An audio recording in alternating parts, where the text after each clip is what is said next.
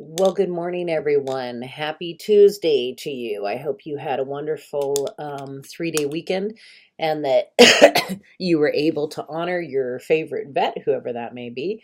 And so now we have a short week at school before we move on to holiday break. I'm trying to fix so I don't look so glarish and ghouly to you, but sometimes when I record early in the morning, the computer monitor can't figure out what's going on with my face.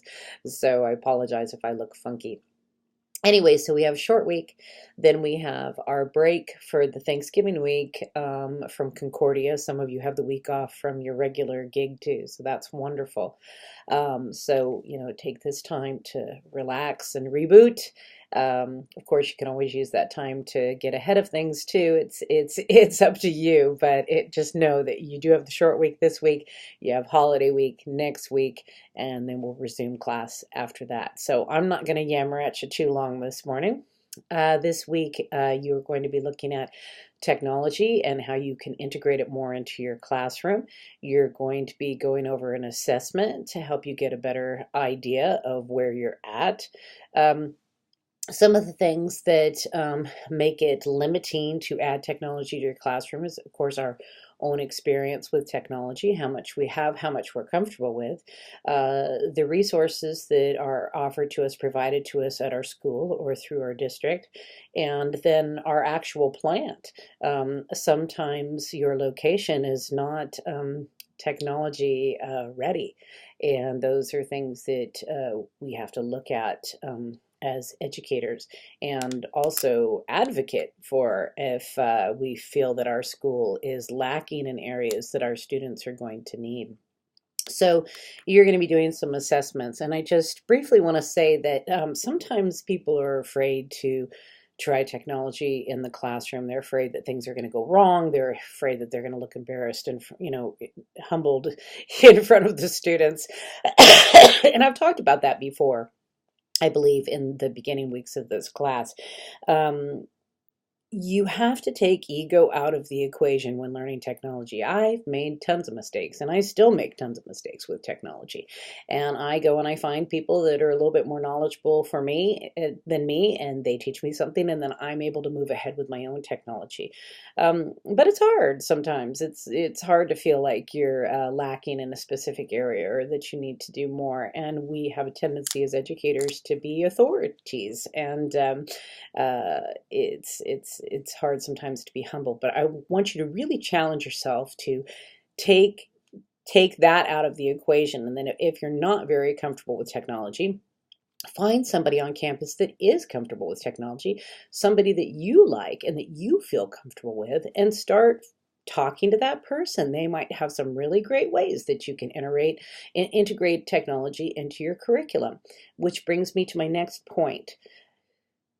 You need to put technology in your curriculum wisely, meaning put technology in a way that it's going to help you work smarter, not harder. You don't want to just start throwing technology in willy-nilly, or having somebody above you just, say, just put technology in anywhere. You don't want it to feel like another thing that's being thrown at you that you need to accomplish in your classroom. But there's lots of great ways to add technology into your classroom that is going to help you work smarter, not harder. So some examples: grading programs.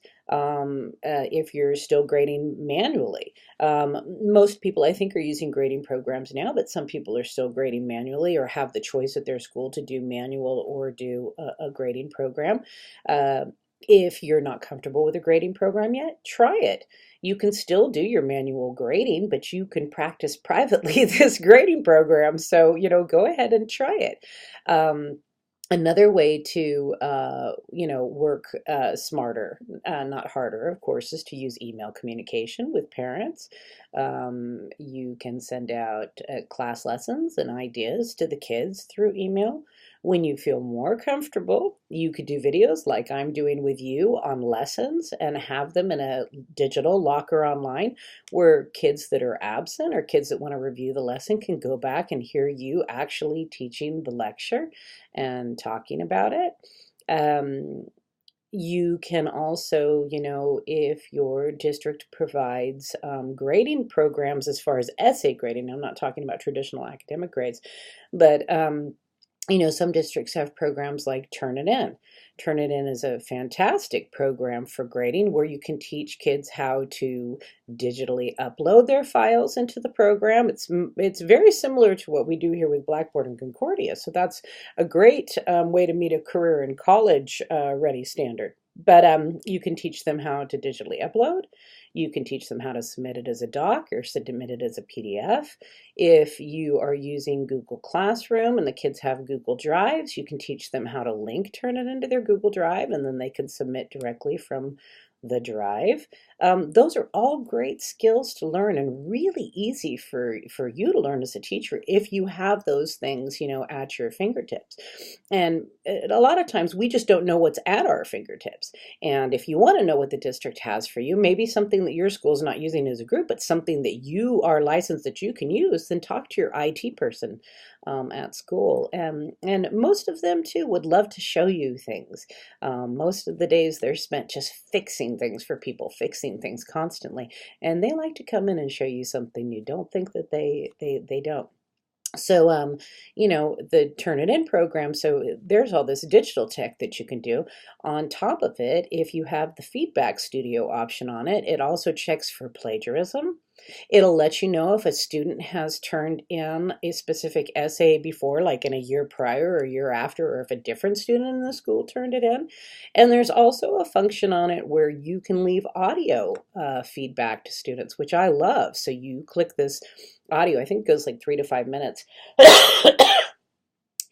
You can leave this whole audio message, hey Fred, it was so great seeing you today. I'm glad I'm getting a chance to talk to you about your essay.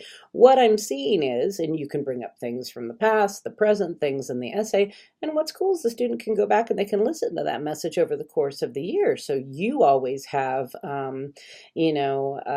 another assessment tool where you can say, hey Fred, you know what I said in that audio message, to you on essay number one, go back and look at that again before you submit essay number two. So there's ways to do it that way as well. If you are lucky enough to have these, computer carts or computer labs, then you have the opportunity to do a lot of digital work with the kids as far as essay submission or signing up for College Board accounts, for doing multimedia presentations with Google Slides or having them Google share documents that they work on. So there's a lot of opportunities for you to use it. And if you look at your curriculum, you can figure out where you can work smarter and not harder so that the technology matches what you want the students to learn for that particular lesson, or matches the technology standard, for what you want to accomplish for that lesson, for, your classroom, for your students, for your principals, for your district, all of those things. But I think sometimes people just start putting it in, or they feel like they have to put it in, and then it instead of becoming this fantastic tool to help kids in the future, it becomes one more thing you have to do. So those are the things that you want to figure out. Technology. Be open to learning. Find the people that are using it. Consider doing things like flipped classroom, where you do your lesson like this and then you come back and you talk about it and discuss it in the class. There's lots of cool things that you can do. You just have to be open to it. So be open to trying and open to moving forward. I had this sub come and sub for me last week. I was in an in-service, and I love this person. It's a retired teacher from my school, and they're my age. They retired early, lucky dog. But he was in my classroom, and I did not know that he was not technology savvy at all, and he hadn't said anything to me. Well, then he gets in my classroom, and my whole thing I left was tech. So I had created a video for the kids of me teaching, just like I do for you guys. So, like I would teach, and then I would say, okay, and now get the Chromebooks, and Mr. Benson, please pause here, and I pause, all of these things. And Mr. Vincent, who's my dear friend, he went to set up the audio, the video, the screen with me talking. And he turned on the subtitles and he turned on the video feed and all of that, but he couldn't figure out the sound. And the kids were trying to help them. And I came in the room, I just came to check on them. And they had just forgotten to press the sound up on the actual keypad.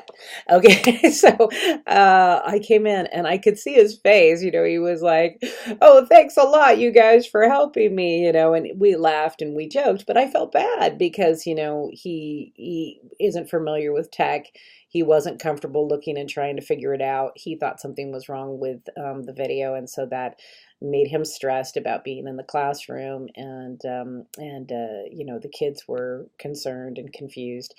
And then later on that day, when he left, the next morning I came back and there was computers not back in the Chromebook cart. And they were around the classroom, and the Chromebook cart hadn't been secured. And once again, it was fine. It was all fine. And like I said, he did a wonderful job outside of tech. However, there were a lot of struggles in the classroom because he did not know about tech. So those are things that you should think about, as as well too. I mean, I thought about that. I thought, my gosh, what's it going to be like when I start subbing? What's the technology going to be like when I retire and come back and start subbing at school? I mean, we have no idea what it's going to be like 5 years from now. I mean, we can speculate. Even the internet's changing, everything's changing, and we're actually, we're educating children right now for jobs that don't even exist yet. So it's good to keep up to date with technology. It's good to read about it. There's lots of great resources. It's good to do this assessment and figure out where you fall and what you need to start integrating more technology into your classroom. And as I said before, seek out people that are tech savvy and that you feel comfortable with. And don't forget that when you get out of this class with me, you can still contact me for ideas and help. If you're in the middle of a bad tech situation in class, you can text me, would help. I'm here. I'm not going anywhere. So that's about it. So enjoy this week's lesson. Make sure that you're up on all of your assignments. This is a busy week because, of course, then we're going to have a week off. So hang in there, and I wish you all well. And have a lovely Thanksgiving. If I don't make another video again at the end of this week, I may not. I may just let you have a breather. Okay? Talk to you soon. Bye-bye.